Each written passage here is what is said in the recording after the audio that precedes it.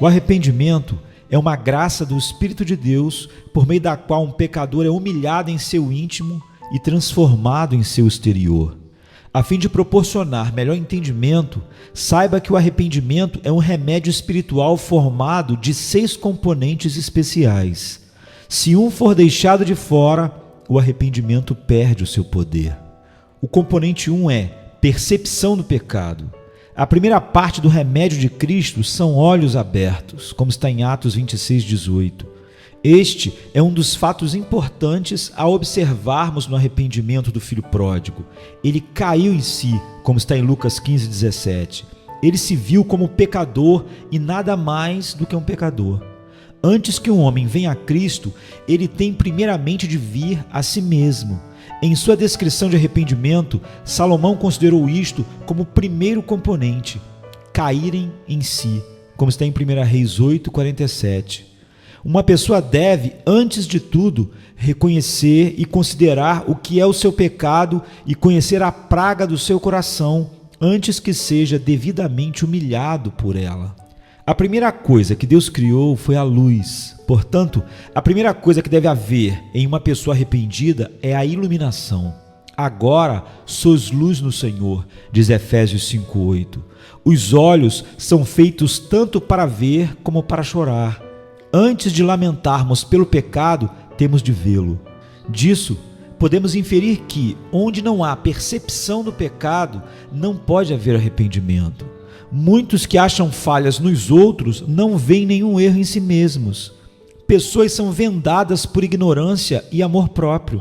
Por isso, não veem o que deforma a sua própria alma. O diabo faz com elas como o falcoeiro faz a sua ave. Ele as cega e as leva encapuzadas ao inferno. O componente número 2 é a tristeza pelo pecado. Suporto tristeza por causa do meu pecado, diz o Salmo 38:18.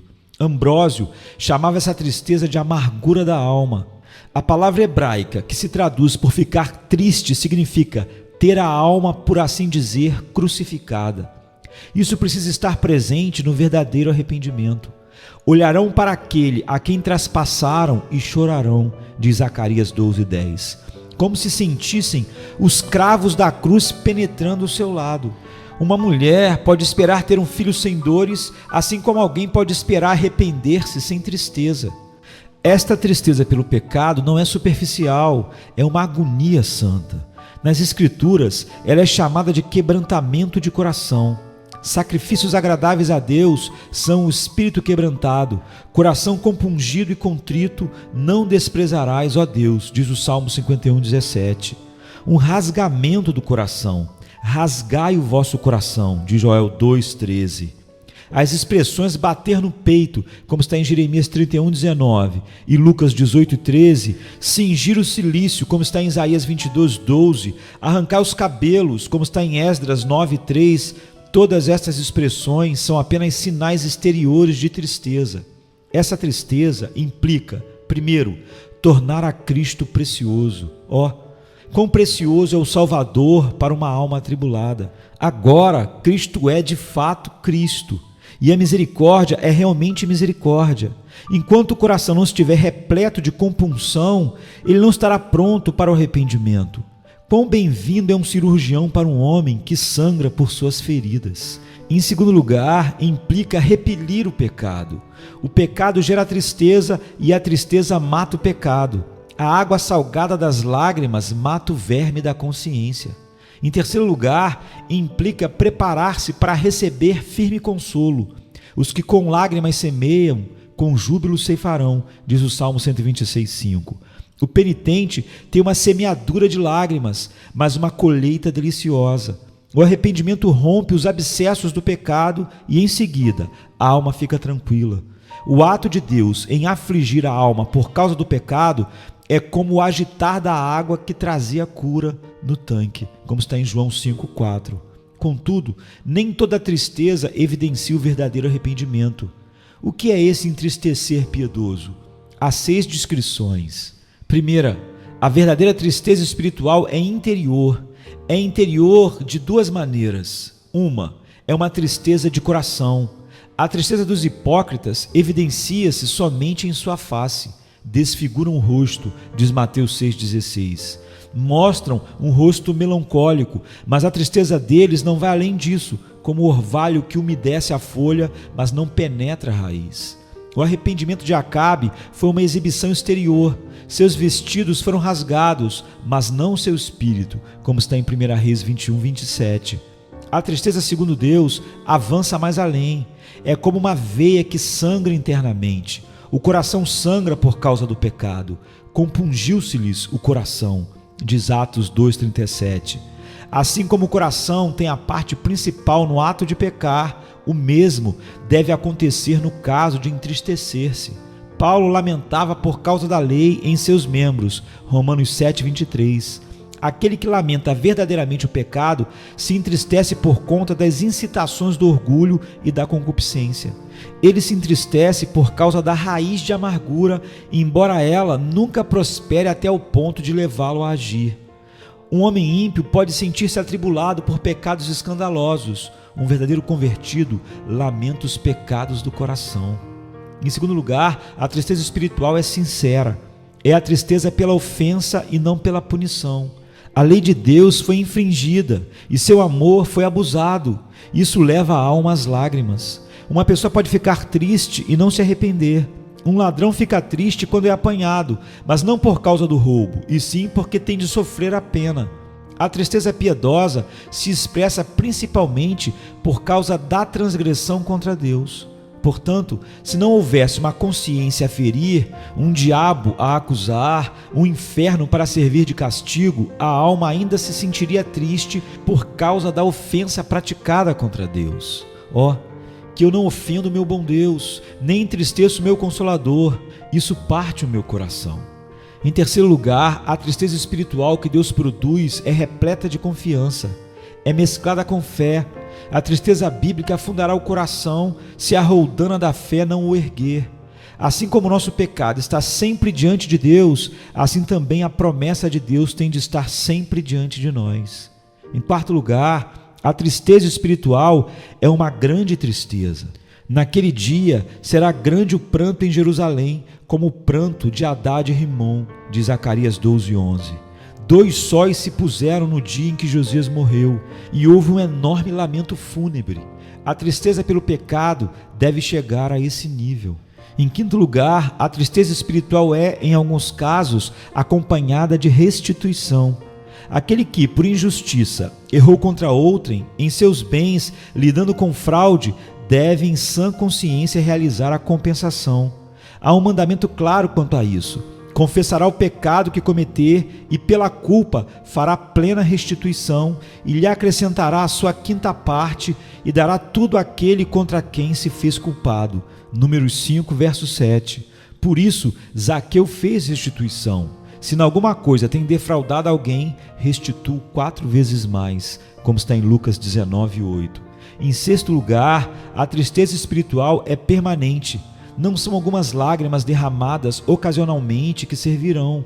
Alguns derramarão lágrimas ao ouvirem um sermão, mas isso é como uma chuva de abril, logo acaba. Ou como uma veia aberta é fechada novamente. A verdadeira tristeza tem de ser habitual. Ó cristão, a doença da sua alma é crônica e a recaída frequente. Portanto, você tem de tratar-se com remédio continuamente, por meio do arrependimento. Essa é a tristeza segundo Deus. O componente número 3 é a confissão de pecado. A tristeza é um sentimento tão forte que terá expressões. Suas expressões são lágrimas nos olhos e confissão nos lábios. Os da linhagem de Israel puseram-se em pé e fizeram confissão dos seus pecados. Neemias 9:2. Gregório de Nazianzo chamou a confissão de um bálsamo para a alma ferida. A confissão é autoacusadora. Eu é que pequei, de 2 Samuel 24:17. E a verdade é que por meio desta autoacusação impedimos Satanás de acusar-nos. Em nossas confissões, nos identificamos com orgulho, infidelidade e paixão. Assim, quando Satanás, chamado de acusador dos irmãos, lançar essas coisas contra nós, Deus lhe replicará: Eles já acusaram a si mesmos. Então, Satanás, você está destituído de motivos legítimos. Suas acusações surgiram muito tarde. Agora, ouça o que diz o apóstolo Paulo. Se nos julgássemos a nós mesmos, não seríamos julgados. 1 Coríntios 11, 31. Entretanto, homens ímpios como Judas e Saul não confessaram seus pecados? Sim, mas as suas confissões não eram verdadeiras. Para que a confissão do pecado seja correta e genuína, estas qualificações precisam estar presentes. Primeiro, a confissão tem de ser espontânea, tem de surgir como a água que brota do manancial, livremente. A confissão do ímpio é obtida à força, como a confissão de um homem sob tortura. Quando uma faísca da ira de Deus atinge a consciência dos ímpios, ou estão sob o temor da morte, eles se prostrarão em confissão. Mas a verdadeira confissão flui dos lábios, tal como a mirra jorra da árvore, ou o mel da colmeia, espontaneamente. Em segundo lugar, a confissão tem de ocorrer com contrição. O coração precisa ressentir profundamente o pecado. As confissões de um homem natural procedem do seu íntimo, assim como a água que passa por um cano. Elas não o afetam de maneira alguma. Mas a confissão verdadeira deixa impressões que pungem o coração. Ao confessar seus pecados, a alma de Davi sentiu-se sobrecarregada. Já se elevam acima da minha cabeça as minhas iniquidades, como fardos pesados excedem as minhas forças. Salmo 38, 4. Uma coisa é confessar o pecado, outra coisa é sentir o pecado. Em terceiro lugar, a confissão tem de ser sincera. Nosso coração precisa estar em harmonia com a confissão. O hipócrita confessa o pecado, mas o ama, assim como um ladrão que confessa os bens roubados e continua a amar o roubo. Quantos confessam o orgulho e a cobiça com seus lábios, mas se deleitam neles ocultamente? Um verdadeiro cristão é mais honesto. Seu coração anda em harmonia com a sua língua. Ele é convencido dos pecados que confessa e detesta os pecados dos quais é convencido. Em quarto lugar, na confissão verdadeira, o crente especifica o pecado. O ímpio reconhece que é um pecador como todos os outros. Ele confessa o pecado de maneira geral. Um verdadeiro convertido reconhece seus pecados específicos. Ele se comporta à semelhança de uma pessoa enferma que vai ao médico e lhe mostra as feridas dizendo: levei um corte na cabeça, recebi um tiro no braço. Ou seja, o pecador entristecido confessa as diversas imperfeições de sua alma. Por meio de uma inspeção diligente do nosso coração, podemos achar alguns pecados específicos que tratamos com indulgência. Confessemos com lágrimas esses pecados, indicando-os pelo nome. Em quinto lugar, uma pessoa verdadeiramente arrependida confessa o pecado em sua fonte. Ele reconhece a contaminação de sua natureza. O pecado de nossa natureza não é somente uma falta do bem, mas também uma infusão do mal. Nossa natureza é um abismo e uma fonte de todo mal, dos quais procedem os escândalos que infestam o mundo. É essa depravação de natureza que envenena nossas coisas santas. Isso traz os juízos de Deus e paralisa em sua origem as nossas misericórdias. Confesse o pecado em sua fonte. O quarto componente é vergonha pelo pecado. O quarto componente no arrependimento é a vergonha, para que se envergonhe das suas iniquidades, diz Ezequiel 43:10. O envergonhar-se é a força da virtude. Quando o coração se enegrece por causa do pecado, a graça faz o rosto envergonhar-se com rubor. Estou confuso e envergonhado para levantar a ti a minha face, diz Esdras 9:6. O filho pródigo, arrependido, ficou tão envergonhado de seus excessos que se julgava indigno de ser outra vez chamado filho, como está em Lucas 15:21. O arrependimento causa um acanhamento santo. Se Cristo não estivesse no coração do pecador, não haveria tanta vergonha se expressando no rosto. Há algumas considerações sobre o pecado que nos causa vergonha. Primeiro, todo pecado nos torna culpados e a culpa nos deixa envergonhados. Segundo, em todo pecado há muita ingratidão. E essa é a razão da vergonha, abusar da bondade de Deus, como isso nos envergonha.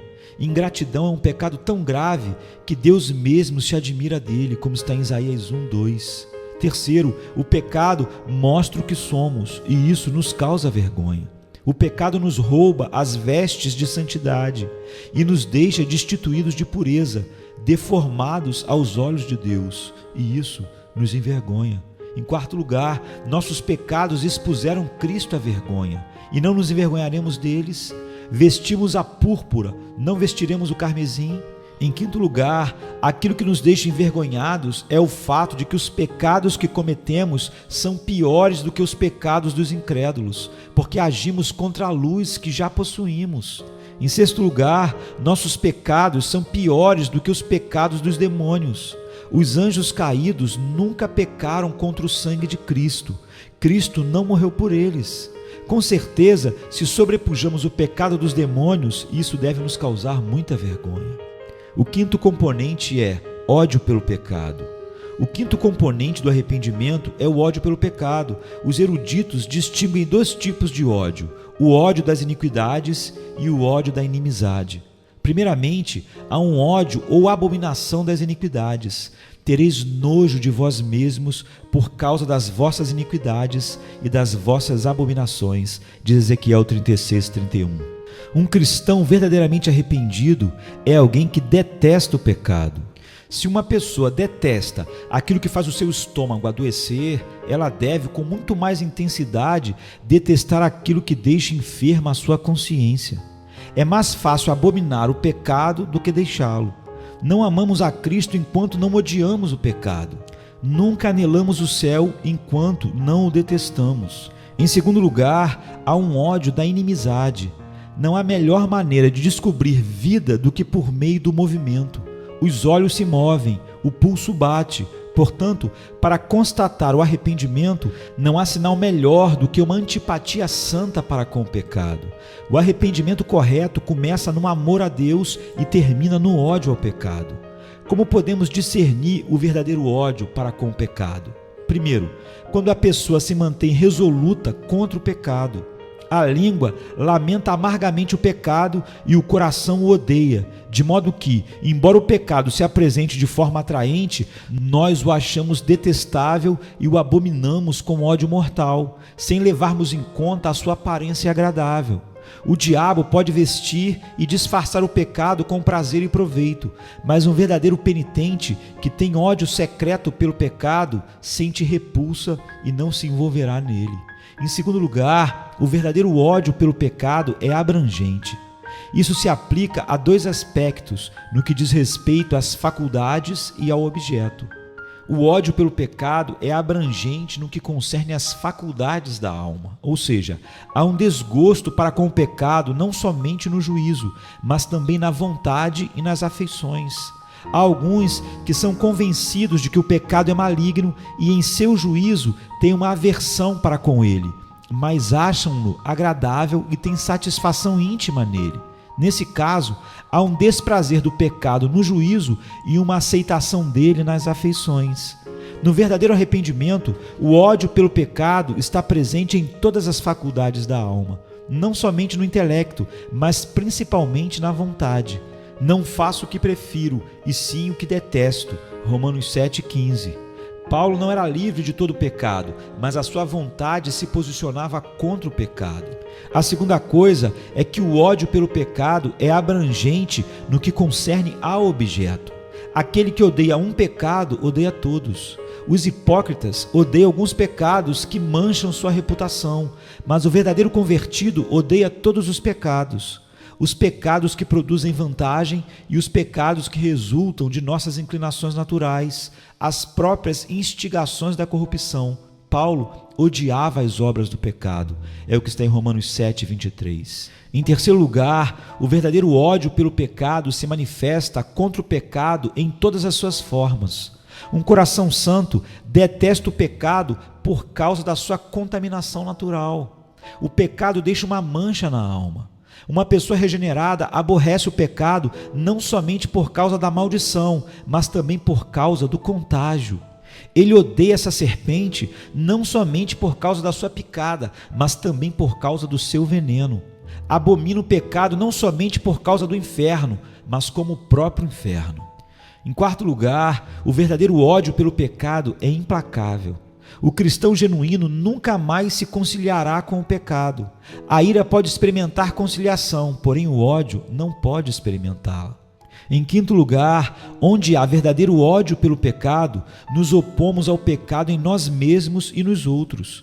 A igreja de Éfeso não podia suportar aqueles que eram maus, diz Apocalipse 2:2. Paulo repreendeu arduamente Pedro por causa de sua dissimulação, embora este fosse um apóstolo. Com insatisfação santa, Cristo expulsou os cambistas do templo, como está em João 2,15. Ele não tolerou que o templo sofresse uma mudança. Neemias repreendeu os nobres por sua usura, como está em Neemias 5:7, e pela profanação do sábado, como está em Neemias 13:17. Aquele que odeia o pecado não suportará a iniquidade em sua família.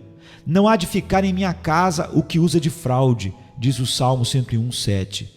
Que vergonha se manifesta quando os magistrados mostram força de espírito em suas paixões e nenhum heroísmo em suprimir o erro. Aqueles que não têm qualquer antipatia para com o pecado não conhecem o arrependimento. O pecado está neles como o veneno está em uma serpente, e por ser natural, lhe proporciona deleite.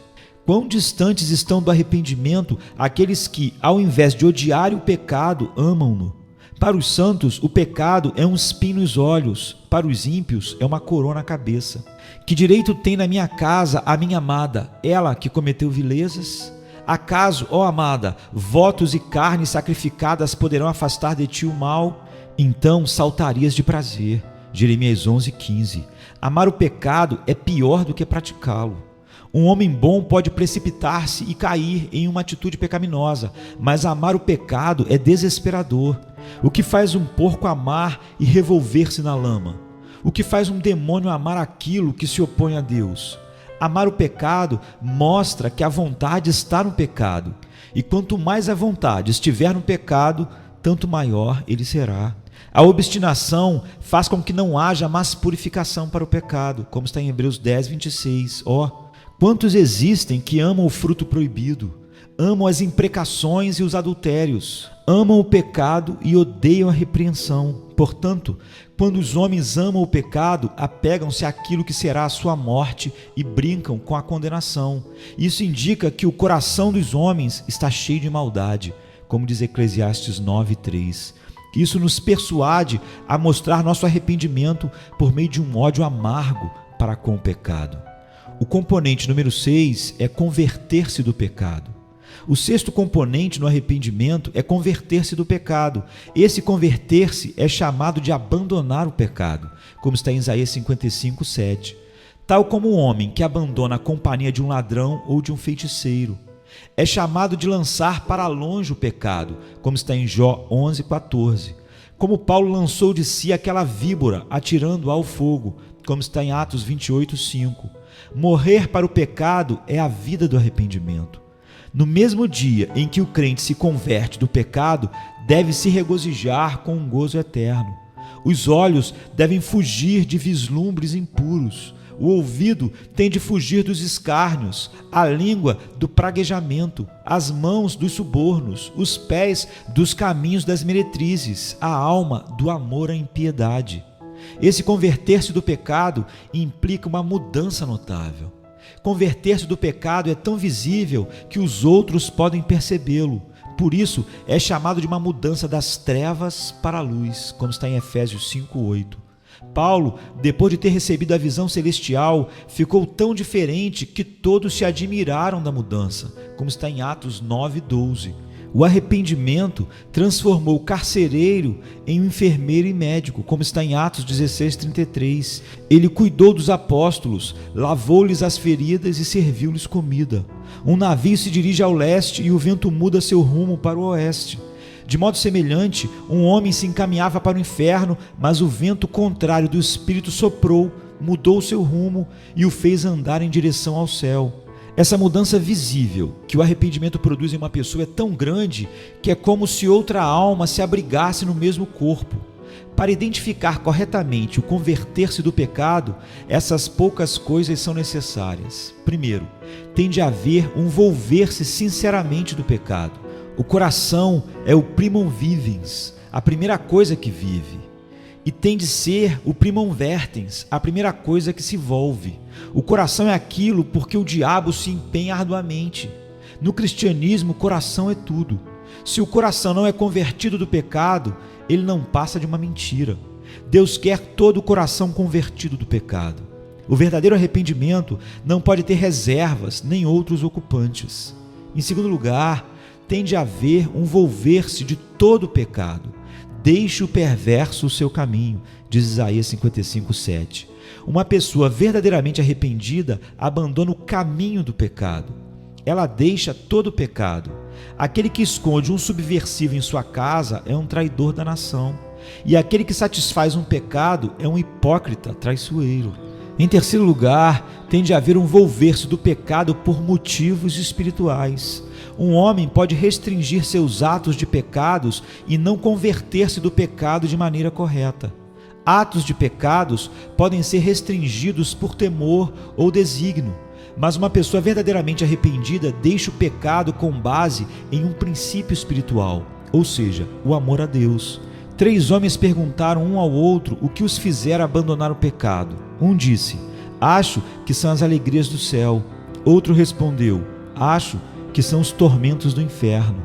Mas o terceiro disse: acho que é o amor de Deus, e isso ainda me faz abandonar o pecado.